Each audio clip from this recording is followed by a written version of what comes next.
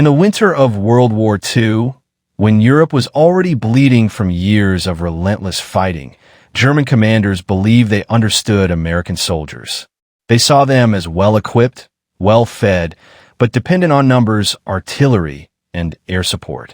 What they did not expect was that, in the chaos of battle, a single American soldier could stop an entire German advance alone.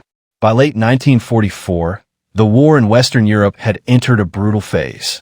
German forces, though weakened, were still dangerous, experienced, and desperate. Villages, forests, and narrow roads became killing grounds where small units often fought without clear orders or reinforcements. It was in this environment that one encounter stunned the German side so deeply that it was later spoken of with disbelief. The Germans had assembled nearly 250 infantrymen for a push through contested ground. Their objective was simple: overwhelm any resistance, clear the route, and move forward before Allied artillery or aircraft could respond. They expected scattered opposition at most, perhaps a squad, maybe a machine gun nest that would fall quickly under pressure. Instead, they ran into one man. At first, German scouts reported fire coming from a forward position. Officers assumed it was a delaying action by a small American unit buying time to retreat. Orders were given to advance cautiously, flush out the defenders, and move on. No one imagined that there was no unit to defeat.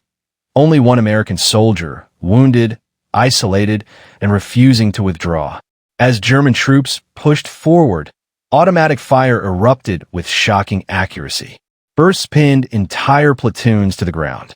Every attempt to move was answered with disciplined fire that suggested a well-coordinated defense. Grenades thrown toward the position were returned with deadly precision.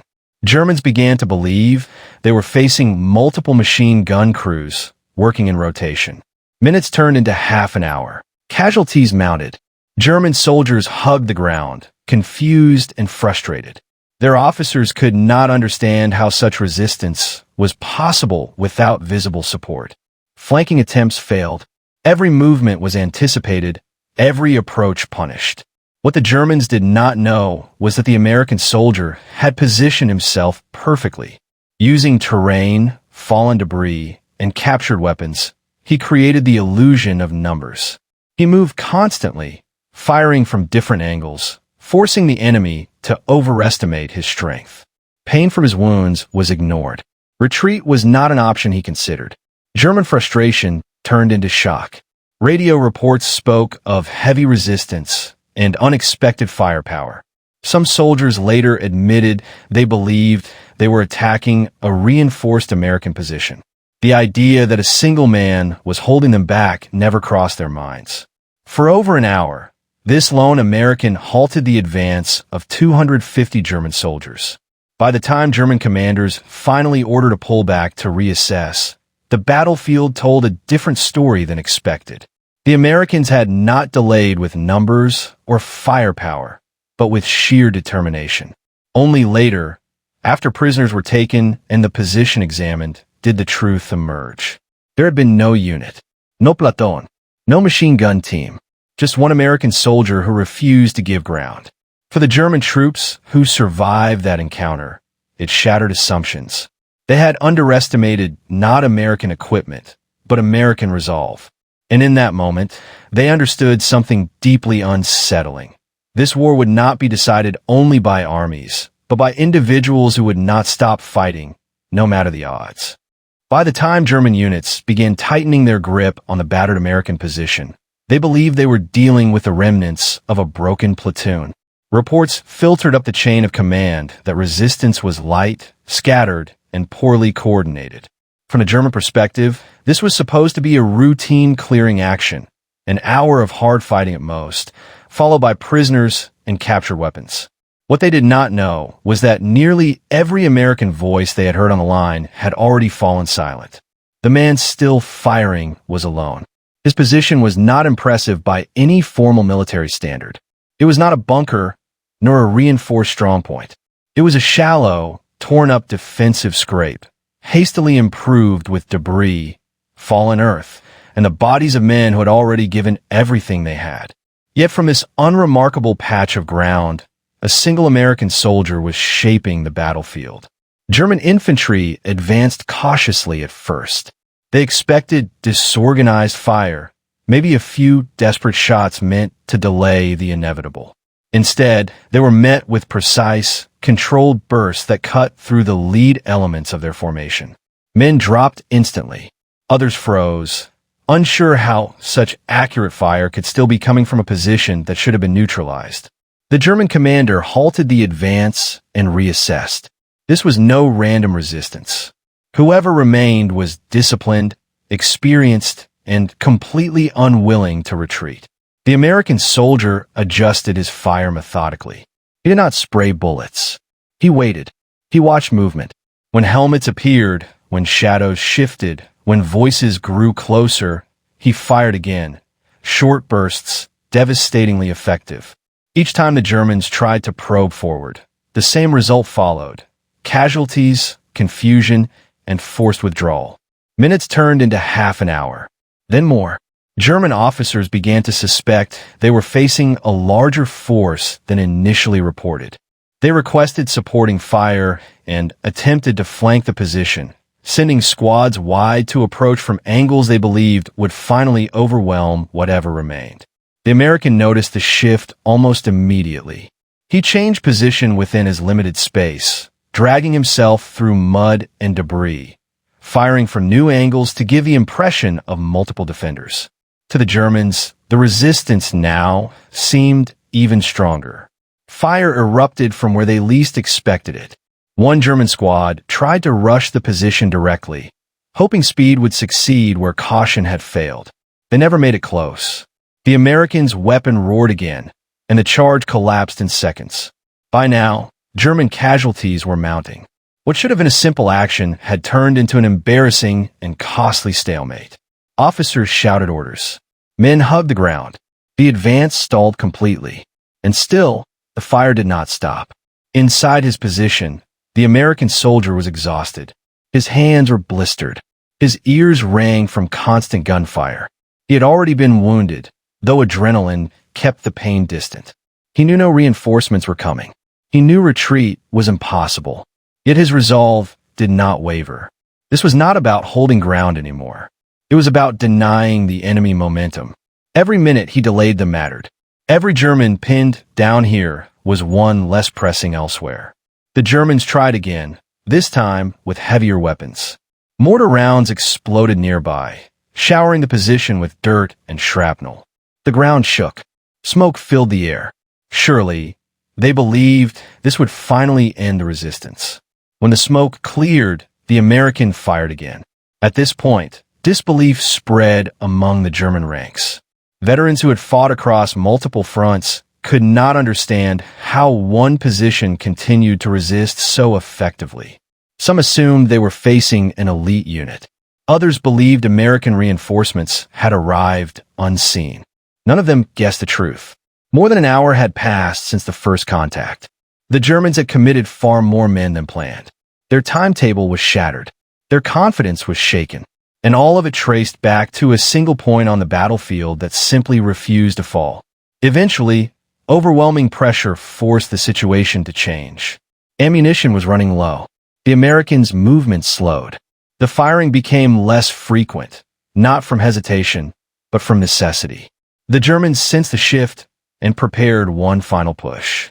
When the firing finally ceased, the Germans advanced carefully, expecting traps, expecting another sudden burst that never came.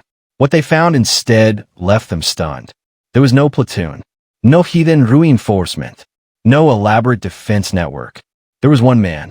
The realization hit with a force no weapon could deliver. For over an hour, this single American soldier had held off hundreds of attackers, inflicted heavy losses, and disrupted an entire operation alone. In that moment, the laughter, the confidence, and the assumptions vanished. What remained was a quiet, unsettling respect for an enemy who had turned sheer determination into a weapon. And the Germans knew something important had just happened on that battlefield, something they would remember long after the fighting moved on.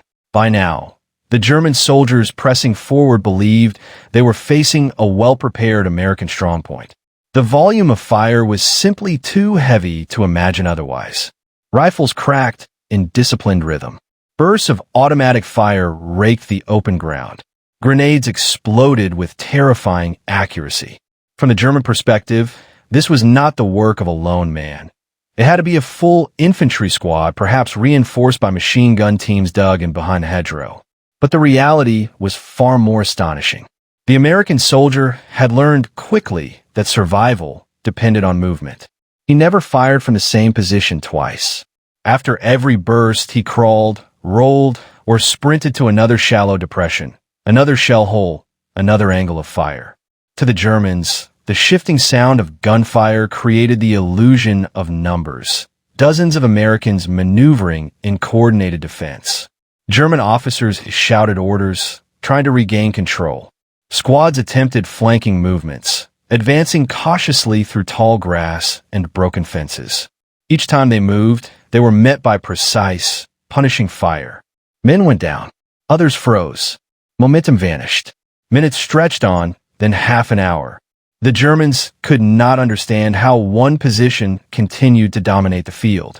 Ammunition estimates were called out. Reports were relayed backward.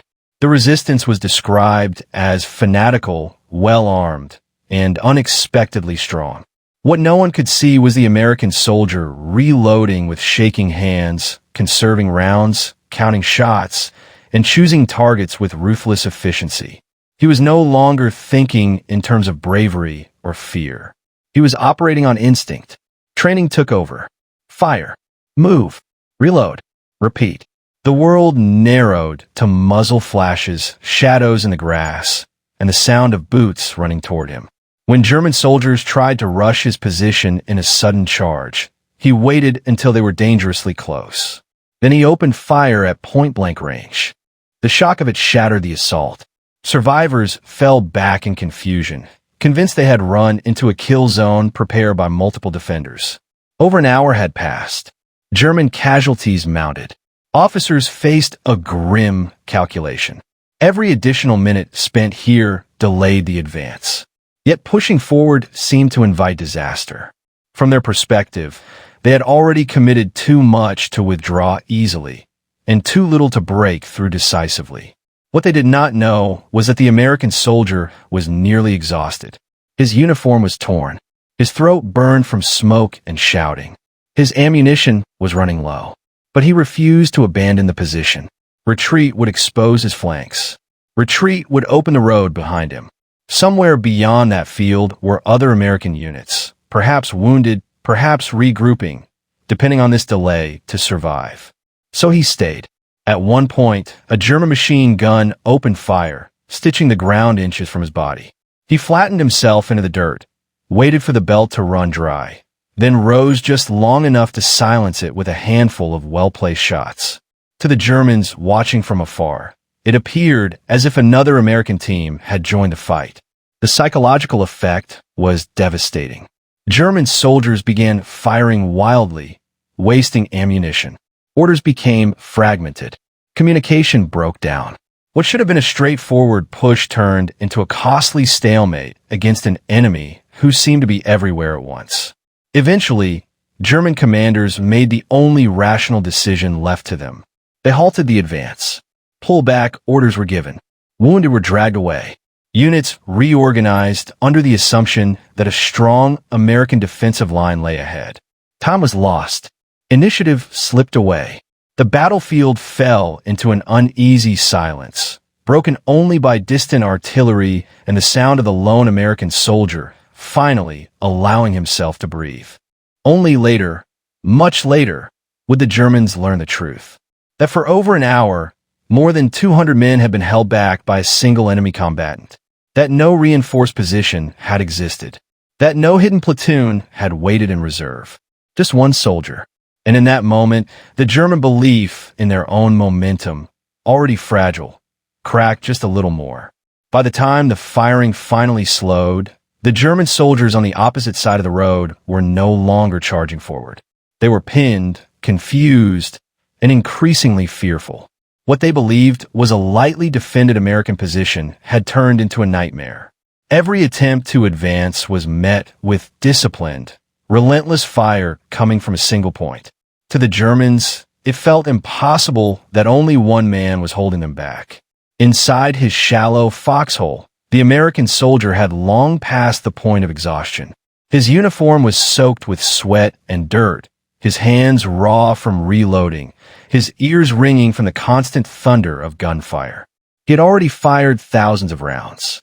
He could no longer hear individual shots, only a dull roar that blended into his breathing. Yet he did not stop. He could not stop. Retreat was not an option, and surrender was unthinkable. This was not heroism born from grand speeches or patriotic slogans. It was the raw instinct to survive, combined with the training drilled into him for moments exactly like this. He repositioned his machine gun again, dragging it inches at a time to keep the enemy guessing. Every time the Germans thought they had identified his location, fire erupted from somewhere else.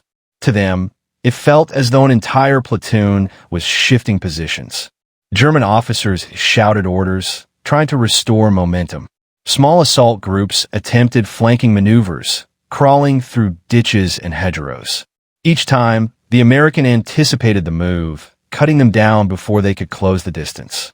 The bodies began to pile up, and with them, doubt crept into the ranks. How many Americans were actually there? Why had air support not neutralized them already? Why was the road still blocked? Some German soldiers later admitted they believed they were facing a well-prepared defensive line with overlapping fields of fire. Others thought the Americans had hidden reserves waiting to counterattack. None of them could accept the truth unfolding before their eyes. One wounded, isolated soldier was holding off nearly 250 men. Minutes stretched into an hour. Ammunition ran dangerously low. The American fired in controlled bursts now, conserving what little he had left. When a machine gun jammed, he cleared it under fire, hands moving by instinct while bullets snapped overhead. A grenade landed nearby, showering him with dirt, but he stayed in place.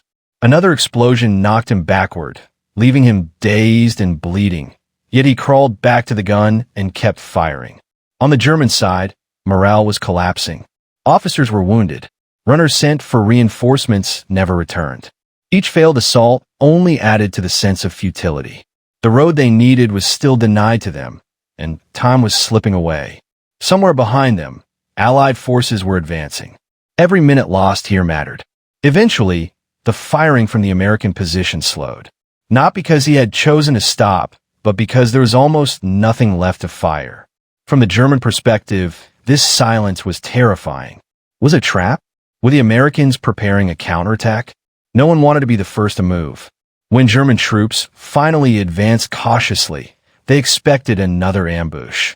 Instead, they found devastation. Spent shell casings littered the ground. The earth was torn apart by explosions.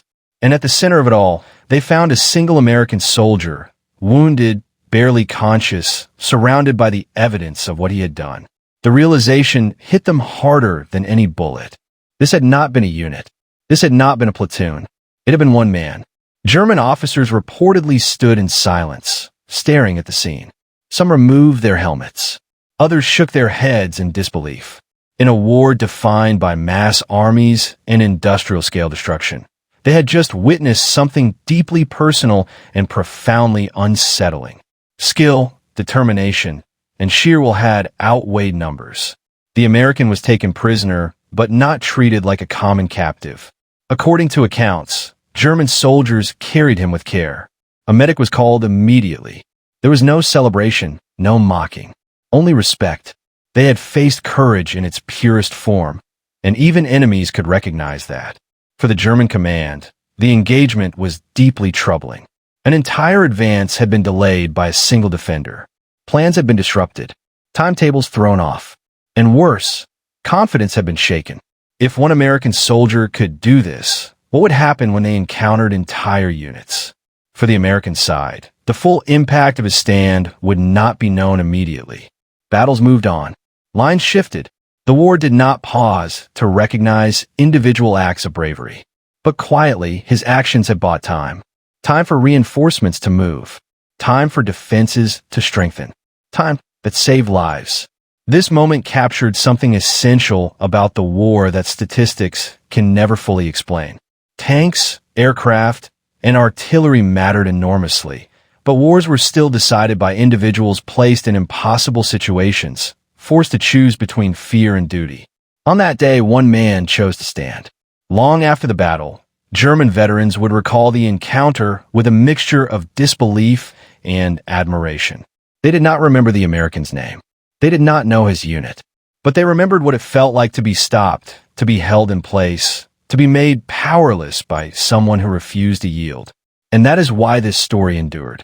Not because of medals or headlines, but because it stripped war down to its core. One soldier, one position, one decision to fight on when every instinct screamed to stop. In that hour, amid chaos and gunfire, the balance of power was not measured in numbers, but in resolve. By this point, the Germans were no longer advancing with confidence. They were advancing with caution, confusion, and growing disbelief. What they had expected to be a brief, clearing operation had turned into a grinding stalemate, centered on a single farmhouse and one American soldier who simply refused to disappear. Every new German assault followed the same pattern. Riflemen moved forward first, testing the ground, probing for silence. Instead, they were met with precise, disciplined fire that erupted from unexpected angles. Shots came from windows, from gaps in the stone walls, from shadows where no man should have been standing after so long. Each burst forced the attackers to hit the ground, convinced they were facing an entire platoon. Inside the farmhouse, the American soldier was running on instinct, muscle memory, and sheer willpower. He was wounded, exhausted, and nearly deaf from the constant gunfire. His hands shook not from fear, but from fatigue. Yet every time the enemy advanced, something inside him hardened. He repositioned, reloaded, and fought on. He moved constantly, never firing from the same place twice. When one firing position became compromised, he abandoned it without hesitation. He crawled across floors slick with blood and debris, dragging ammunition to new angles of fire. He shattered windows, then abandoned them. He let the Germans think they had flanked him, only to cut them down when they rose to rush forward. Outside, German officers began to argue. Reports from the front made no sense. Casualties were mounting, yet reconnaissance insisted there was only one American present. Some commanders believed the reports were wrong. Others suspected a trap. A few began to fear something worse, that this lone defender was buying time for a counterattack that could arrive at any moment. As minutes stretched into nearly an hour, the psychological pressure grew unbearable. Soldiers whispered to each other that this American was fearless, perhaps even mad. Some claimed he never stopped firing. Others insisted he must have reinforcements hidden underground. No one wanted to be the next man to test the theory. The Germans brought up heavier weapons. Machine guns were positioned to rake the building. Grenades were thrown through doorways and windows. The farmhouse shook with explosions, dust filling the air, with splintering under the shock. Still, when the smoke cleared, the firing resumed. Inside, the American soldier coughed and struggled to breathe. His ears rang, his vision blurred. But when German silhouettes appeared again through the haze, he raised his weapon and fired with deadly accuracy. Each trigger pull was deliberate. Each shot counted. He no longer wasted bullets. He no longer fired in panic. He fired with purpose. At one point, a German squad managed to get dangerously close. They rushed forward, shouting, convinced that the defender must finally be out of ammunition. The American waited until they were nearly upon the position before opening fire. The sudden burst shattered their momentum. Men fell where they stood. Survivors scrambled backward, dragging the wounded, their confidence broken once more. This was the moment when German commanders realized they were facing something extraordinary. Not a standard offense, not blind resistance, but an individual who understood terrain, timing, and fear itself. Every German move was being punished. Every assumption was being overturned. Radio messages were sent up the chain of command. Requests were made for alternative routes, for artillery, for authorization to bypass the position entirely. But the battlefield offered few options. The road was critical. Leaving this American behind risked attacks from the rear. Ignoring him was not an option. As the fighting dragged on, exhaustion claimed both sides. German soldiers hesitated longer before moving. Orders had to be repeated. Momentum stalled. What should have been a swift advance had collapsed into paralysis, all because one man refused to yield. Inside the shattered farmhouse, the American soldier leaned against a wall, barely able to stand. His uniform was torn. His face was blackened with soot. Blood soaked through his sleeves. Yet his grip on his weapon never loosened. He checked his remaining ammunition and made a decision. He would hold as long as his body allowed. Minutes if possible. Seconds if necessary. He understood now what he had accomplished.